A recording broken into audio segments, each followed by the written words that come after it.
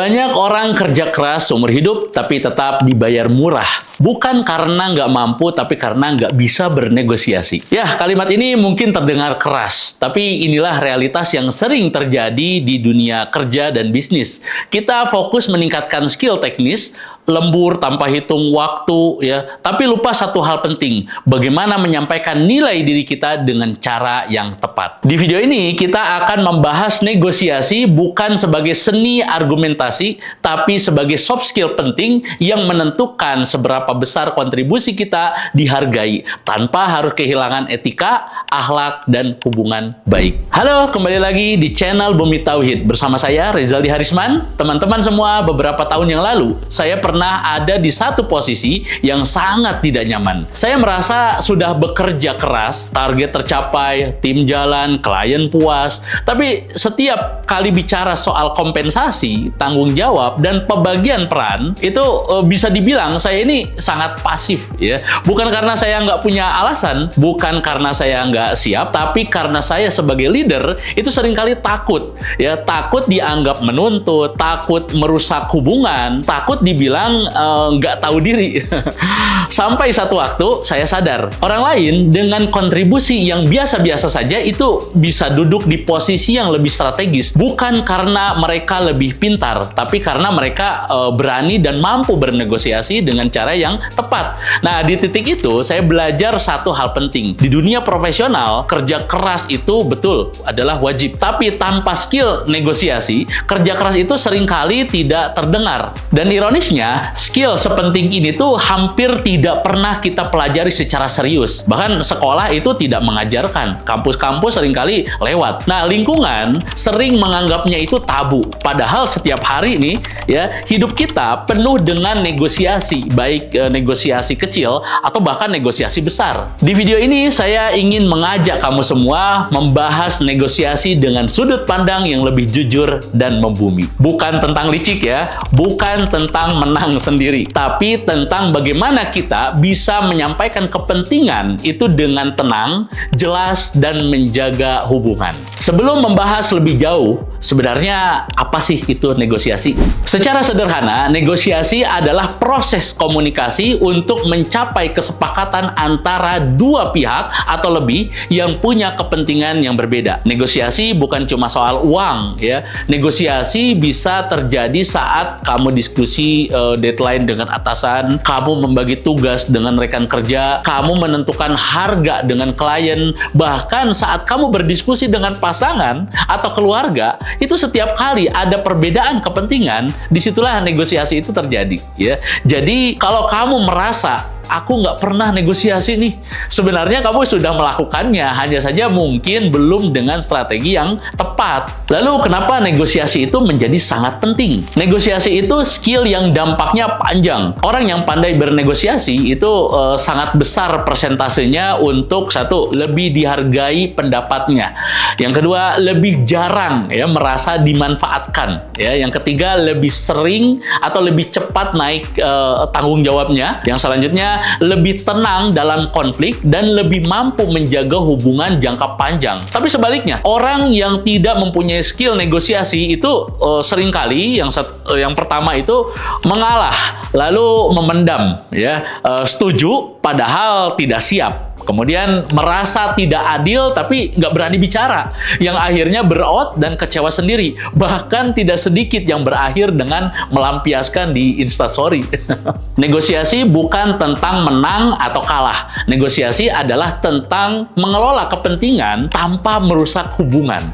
Dan ini skill sangat krusial di dunia profesional. Setelah kita memahami apa itu negosiasi dan mengapa hal ini menjadi sangat-sangat penting, baiknya kita juga harus tahu bagaimana melakukan negosiasi dengan ideal. Sebenarnya setiap orang itu memiliki cara dan stepnya sendiri, tapi saya akan coba deh share berdasarkan pengalaman saya pribadi bagaimana saya melakukan sebuah negosiasi yang insya Allah cara ini bisa teman-teman aplikasikan dalam situasi apapun. Yang pertama nih, ya, kamu harus mulai pahami kepentinganmu dan posisimu dulu.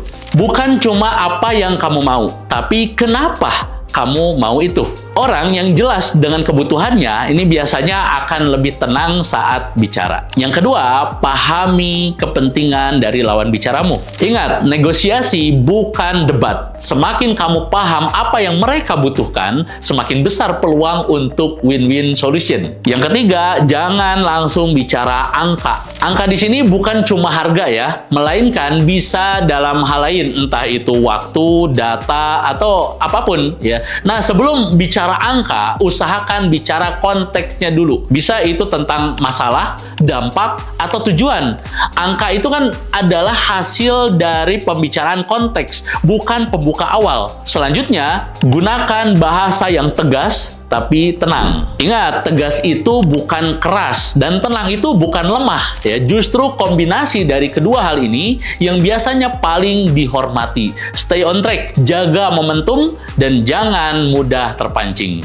Dan yang terakhir, selalu siapkan opsi atau alternatif. Di mana nggak semua orang mempraktekkan hal ini ketika mereka melakukan negosiasi yang biasanya berujung dengan tensi yang tinggi ya, karena keduanya sama-sama bersikukuh mempertahankan argumennya masing-masing. Teman-teman harus selalu ingat, negosiasi yang baik selalu punya alternatif. Kalau opsi cuma satu, kamu akan sangat mudah ditekan. Contoh yang simpel kayak gini, anggap aja konteksnya ketika kamu nego untuk nunda jadwal dengan atasan misalnya nih ya. Pak, tadi malam istri saya melahirkan. Kontraksinya mendadak dan tidak terprediksi. Perihal meeting kita hari ini untuk report bulanan perusahaan, apakah berkenan untuk diundur 2 hari lagi? Jika tidak, saya insya Allah akan mengusahakan untuk ikut meeting, tapi via online. Terbaca dengan mudah kan strukturnya? Dan tentu saja saya mempelajari skill ini bukan hanya sekedar dari pengalaman pribadi. Ada beberapa buku-buku yang menurut saya ini bisa dikatakan berhasil memperkuat praktek saya di lapangan untuk mengasah skill negosiasi. Di antaranya yang saya rekomendasikan adalah buku yang judulnya Never Split the Difference, karya Chris Voss. Meskipun saya dapatnya ini buku terjemahan, tapi buku ini cukup populer di Indonesia. Membahas negosiasi berbasis psikologi dan empati, ya, ditulis oleh mantan negosiator FBI. Selanjutnya ada buku yang judulnya Getting to a Yes, karya Roger Fisher dan William. Buku ini klasik yang mungkin sudah banyak orang yang tahu juga, menjelaskan tentang prinsip negosiasi win-win yang sangat relevan untuk dunia profesional dan bisnis yang selama ini saya geluti. Pada akhirnya teman-teman, negosiasi itu bukan tentang siapa yang paling pintar bicara, tapi siapa yang paling mampu memahami situasi dan manusia di dalamnya. Negosiasi yang baik tidak meninggalkan rasa kalah ya, tidak menciptakan dendam dan tidak mengorbankan nilai yang ada pada diri kita. Kalau hari ini kamu sering merasa sulit bicara, sering mengalah atau sering menyesal karena berkata iya ya, itu bukan tanda kamu lemah, itu tanda kamu belum belajar caranya ya. Semoga dengan video ini bisa menjadi titik awal buat kamu belajar menyampaikan kepentingan dengan cara yang lebih sehat, lebih cerdas, dan lebih bermartabat. Terima kasih sudah menonton sampai akhir. Kalau kamu suka pembahasan soft skill seperti konten ini, jangan lupa ya, like, share, and subscribe. Dan komen tentang opini yang kamu punya.